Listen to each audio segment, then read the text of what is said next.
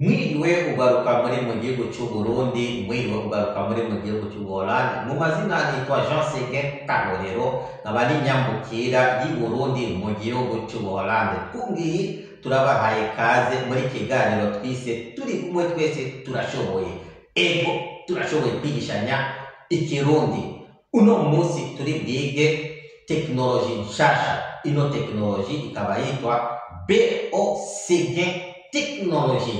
Ino teknoloji ikaba ijejwe guhindura ururimi rw'ikirundi mu ndimi zose zo kw'isi yose, ni ukuvuga indimi international, indimi nationale n'indimi ethnike. Ni ukuvuga iki? Bivuga yuko ukuntu rero ikora, wewe uraturungikira ivyandiko mu kirundi, twebwe tugaca tuguha audio y'ibi vyandiko, icambere ukavyumviriza. Umaze kuvyumviriza, niba atakosa ririmo muri ico gihe, duca duhindura iki kirundi aho nyene mu isegonda imwe, donc mu Gifaransa canke mu Congereza canke mu ndimi izo zose, indimi internationale, indimi nationale n'indimi ethnike. Iyo tuvuze indimi ethnike, ni ukuvuga indimi z'ubwoko ubwo aribwo bwose bwo kw'isi. Ego alors birashoboka yuko ku rugero utazi kwandika ikirundi, nico si kibazo. Wewe muri ico gihe utazi kwandika ikirundi, ukoresha audio, uravuga ikirundi, hanyuma twebwe ugacuturungikira iyo audio. Umaze kuduha iyo audio iwawe mw'isegonda rimwe, bijya wavuze muri audio tuca tubiguha mu vyandiko vy'ikirundi, vyanditswe mu kirundi ciza cane. Urumva? Hama muri ico gihe tugaca tukubaza, none wo ukeneye yuko iki kirundi, ibi vyandiko by'ikirundi tubishira mu ruhe rurimi? Wowe ugacutoramo ukeneye yuko tubigushirira mu rurimi rw'ubwoko kanaka, urugero ubwoko bwo muri Kongo bumwe, mu Kibembe, mu Gifurero, mu Kivira. Muri ico gihe mu bitarenze isegonda imwe tuca tuguha ibi vyandiko byo mu Kirundi, mu Kivira canke mu Kibembe canke mu Gifurero. Hanyuma tugaca tuguha na audio y'ukuntu iki Gifurero kivugwa, kugira wumvirize deja mu matwi ufise ivyandiko by'Igifurero, Ikibembe canke Ikivira. Hama ugatugira audio robo iriko iravuga iki Kibembe. Nuko rero ino teknoloji ikora wese umujene aho uri wose. Ino ni teknoloji nshasha.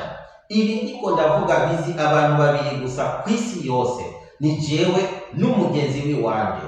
BO ni umugenzi yakiriye iyo message ivuye ku Mana, Imana iramugururira ku muryango, agira kumenya ubwo buhinga. Hanyuma Seguin ni jewe Imana yahaye izo nguvu zo gutahura ubu bumenyi kugira ndabushikirize abanyagihugu n'isi yose. Rero indimi zacu naho coba ari kirimi cyo muri Kenya, hehe, indimi zose turazihindura icaco cyose. Yaba ari umushinwa ashaka yuko igishinwa tugishira mu Congereza cyangwa tugishira mu ndimi z'ubwoko runaka, turakimushirira mu bitarenze iminota 3, ubu bifise tradition yiwabo. Alors iyo yari tradition ya mbere y'ivyandiko. Tradition igira kabiri dukora iri muri iyo teknoloji ni ijanye n'amapasiporo. Ibi rero by'amapasiporo aha dushaka kuvuga amambasade, amabiro d'immigration. Alors mu isanzwe hariyo igihe cyangwa kuri aeroport, ku kibuga c'indege umuntu ashe kuzana pasiporo. Urugero rwa pasiporo, iyi ni pasiporo yanditswe mu Giholande kubera mfise ubwenegihugu bw'Abaholande. Hanyuma ngaha banditse icongereza, batraduza mu Congereza. Wewe wa Murundi ntiwumva Igiholande, ntiwumva n'icongereza.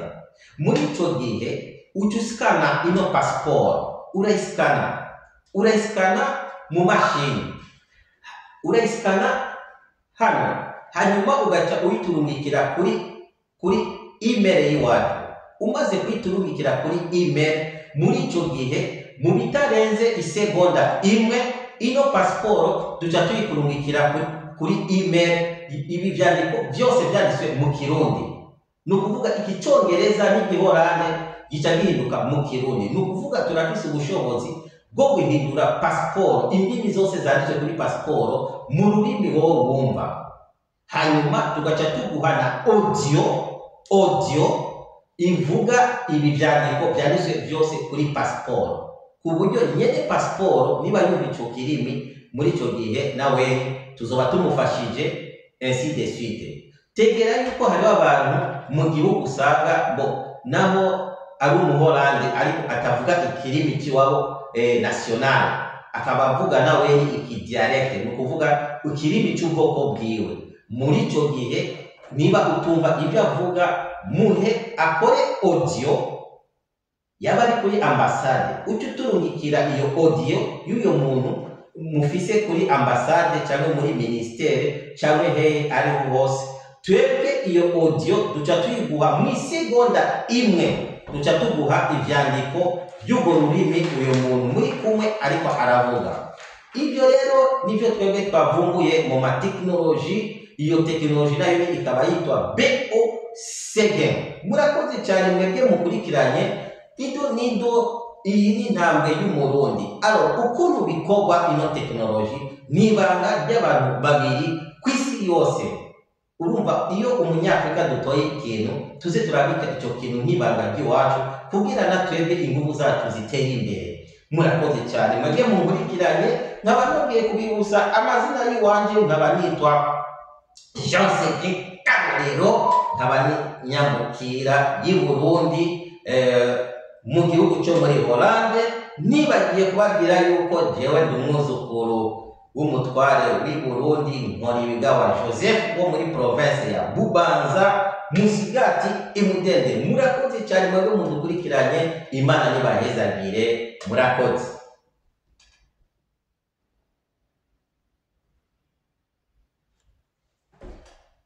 Hama ufise ikibazo wese arashobora kutubaza kugira arashobora kutubaza ku nimero twava tubaha ido nido, kuko birashoboka yuko nawe ukeneye yuko duhinyanyura ikirundi cawe, cyangwa urafise umuavoka atakumva ushaka yuko akumva ainsi de suite. Twandikire kuri nimero tuwava tuguha kugira ido nido dufashanye twese guhinyanyura ikirundi cyacu muri izo ndimi. Ntugire ubwoba, ibi bintu bimeze neza. Robo ndundi ubu zirexista, zirabaho. Merci beaucoup.